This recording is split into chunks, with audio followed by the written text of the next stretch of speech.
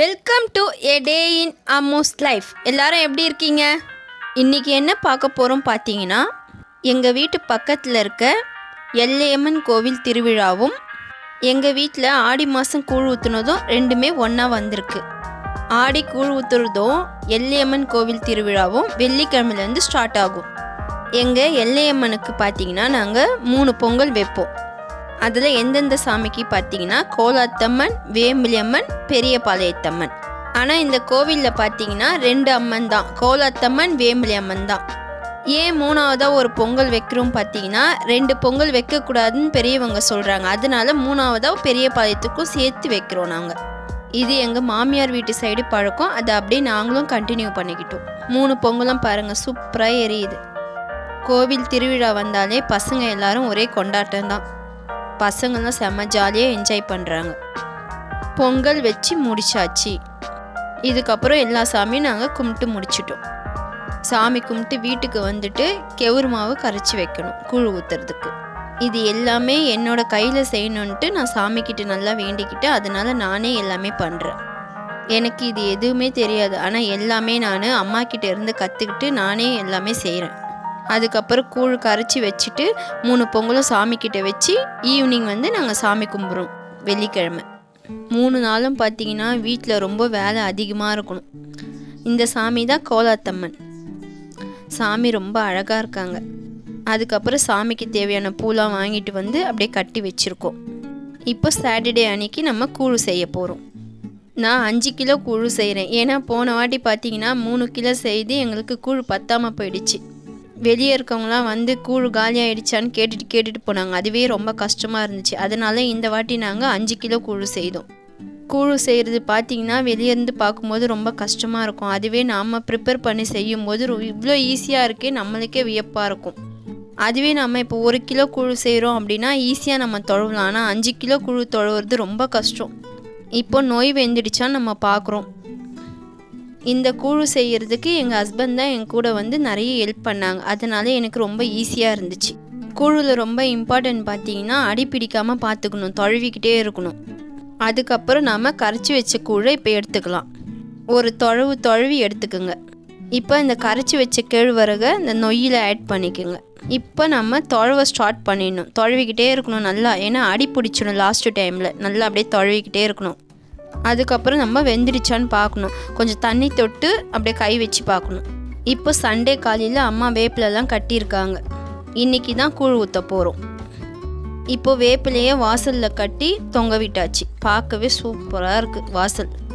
அதுக்கப்புறம் கூழ் ஊற்ற ஸ்டார்ட் பண்ண போகிறோம். எல்லாத்தையும் எடுத்துகிட்டு வாசலில் வச்சு சாமி கும்பிடணும்.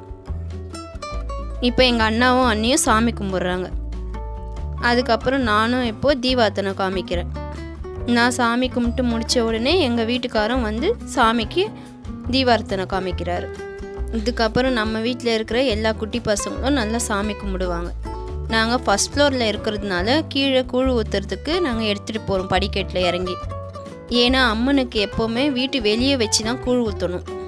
நான் அழகாக கோலம் போட்டு வச்சுருக்கேன். அங்கே கூழ் தூக்கிட்டு வச்சுட்டாங்க.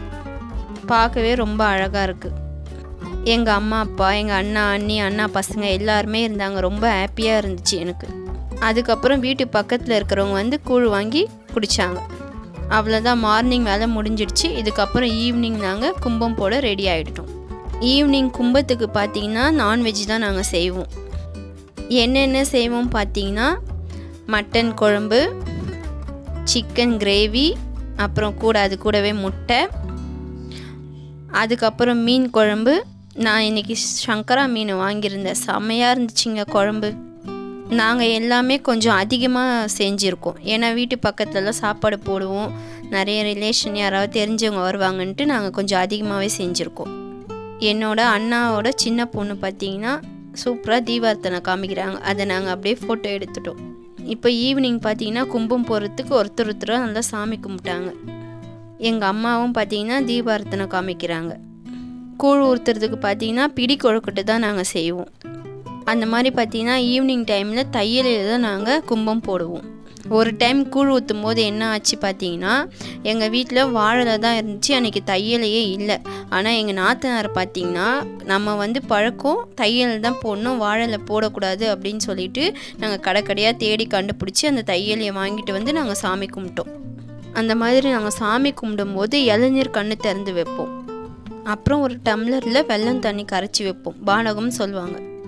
அப்புறம் எங்கள் தெருவில் பார்த்திங்கன்னா காளி டான்ஸ் ஆடிக்கிட்டு வராங்க, மேலெல்லாம் அடிச்சுக்கிட்டு நல்லா சூப்பராக டான்ஸ் ஆடிக்கிட்டு வராங்க.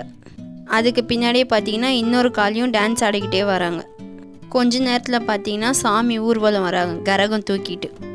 அப்புறம் 3 நாள் கரகம் தூக்கிட்டு முடிஞ்ச உடனே ஞாயிற்றுக்கிழமை இரவு பார்த்திங்கன்னா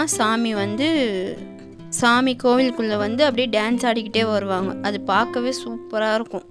இந்த கோவிலில் பார்த்திங்கன்னா க்ரௌடு பார்த்திங்கன்னா அவ்வளோ இருக்கும். இதை பார்க்கவே எங்கே இருக்கவங்களும் வந்துடுவாங்க. ஏன் பார்த்திங்கன்னா, நார்மலாக கோவில் திருவிழா எப்போவுமே ஆடி மாதம் நடக்கும். ஆனால் எல்லையம்மன் திருவிழா பார்த்திங்கன்னா, ஏன்னா எல்லையம்மன்ன்றது எல்லாருக்குமே எல்லையம்மன் அவங்க, அதனால் எங்கே இருக்கவங்களும் அங்கே சாமி கும்பிடுவாங்க. இந்த திருவிழா பார்த்திங்கன்னா நிறைய ஊர்லேருந்து இங்கே சாமி கும்பிட்டு போவாங்க வருஷத்தில் ஒரு நாள். ஞாயிற்றுக்கிழமை இரவு பார்த்திங்கன்னா கோலாத்தம்மனும் வேம்புலி அம்மனும் திருவீதி உலா வருவாங்க. சாமியை நல்லா அலங்கரித்து பார்க்கவே அவ்வளோ அழகாக இருக்காங்க. அந்த அம்மனை பார்க்குறதுக்கு அவ்வளோ கூட்டம் காத்துட்ருக்கு. கோவிலில் இது எல்லாமே முடிச்சுட்டு இவங்க வீதி உலா வருவாங்க. இந்த அம்மனோட தாய் வீடு பார்த்திங்கன்னா சேட்டுப்பட்டு தாண்டி போகணும். அம்மா கிட்ட போயிட்டு இவங்க சீர் வாங்கிட்டு வருவாங்க அம்மா வீட்டில். அதெல்லாம் பார்க்கவே அவ்வளோ அழகாக இருக்குங்க. இப்போ சாமி நல்லா டான்ஸ் ஆடிக்கிட்டே இப்போ வெளியே வராங்க. இப்போ திருவீதி உலா வர்றதுக்காக ரெடி ஆகுறாங்க. பாருங்கள் எவ்வளோ சூப்பராக அலங்கரிச்சிருக்காங்க, சூப்பராக இருக்குதுங்க. அவ்வளோதான், 2 சைடு மாடி கட்டி போகிறதுக்கு ரெடி ஆகிட்டாங்க. ஃப்ரெண்ட்ஸ், உங்களுக்கு பிடிச்சிருக்கா? கண்டிப்பாக பிடிச்சிருக்குன்னு நினைக்கிறேன். ஃப்ரெண்ட்ஸ், நீங்களும் இந்த திருவிழாவில் வருஷம் நடக்குது, நீங்கள் கண்டிப்பாக கலந்துக்குங்க. இந்த வீடியோ பிடிச்சிருந்தா லைக் பண்ணுங்கள், ஷேர் பண்ணுங்கள், மறக்காமல் சப்ஸ்கிரைப் பண்ணுங்கள். அப்படியே பக்கத்தில் இருக்க பெல் ஐக்கானை கிளிக் பண்ணுங்கள். நான் போடுற அடுத்தடுத்த வீடியோ உங்களுக்கு நோட்டிஃபிகேஷனாக வரும். ஓகே, பாய்.